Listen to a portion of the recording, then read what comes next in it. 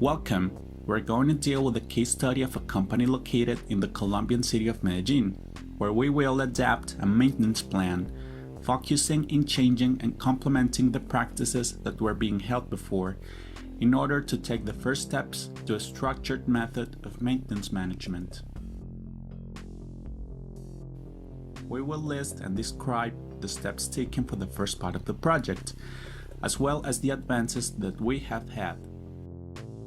The first step is to realize how prevalent reactive maintenance is, because moving past reactive maintenance is a consequence of being aware of its usage. This is because a complete record of costs and time necessary for these types of activities is the basis for implementing preventive and predictive maintenance.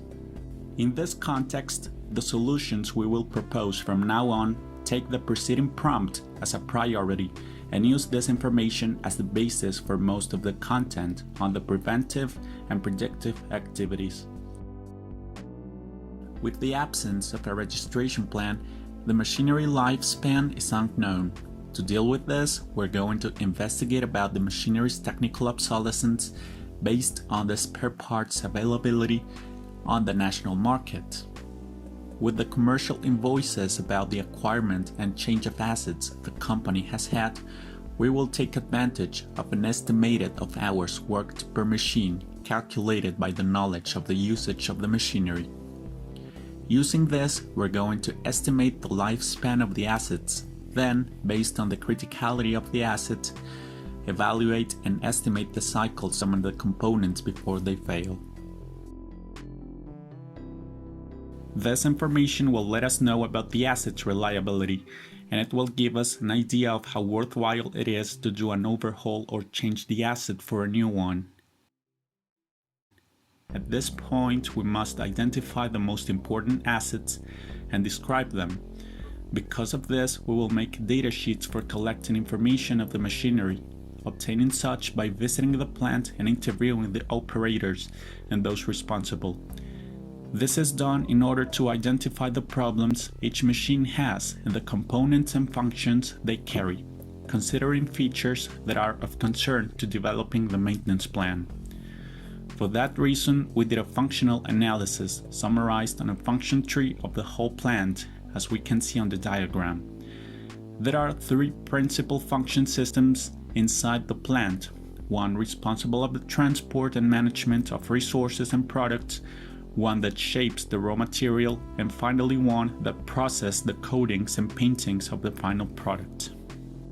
Inside the function tree, there are different kinds of processes depending on the solution they need, and according to the criticality of each process, they have more assets or models as to keep working should one of them fail, until it's repaired.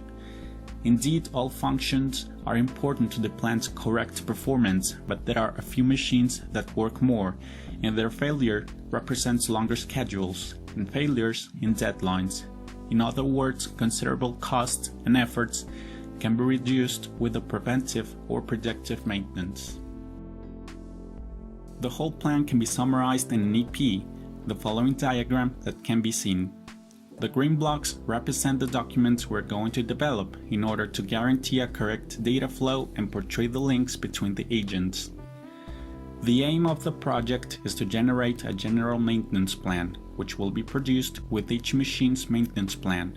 But first, we must collect all the information that is needed by creating data sheets for each machine, which will contain the most important features, as the spare parts and its associated roadmaps, with the operating maintenance roadmaps too. The roadmaps will describe the procedure of each activity on the maintenance plan, and the document in charge to management will be the work order, written by the technical manager when the maintenance plan specifies it or when the plan needs it.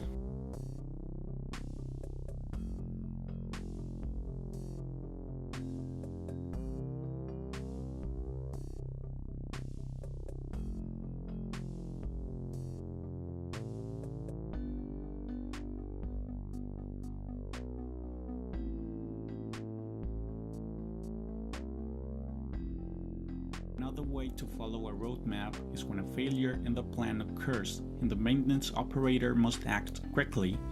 In this case, the operator doesn't have to wait for a work order, but he must fill a maintenance record of work hours per machine. With this and the work orders, the work log can be completed. It is going to summarize all the activities done in maintenance.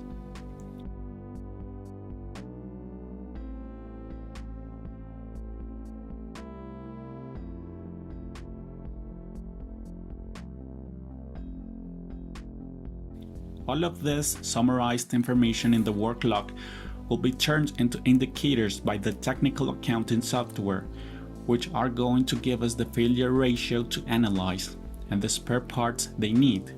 Also, it is going to give us a communication effectiveness indicator because the company wants to know about the costs of the maintenance and if the maintenance plan is being executed properly. With all the indicators, the failure ratio, and the operations recorded hours worked per machine, we will analyze the data and conclude with the maintenance plan.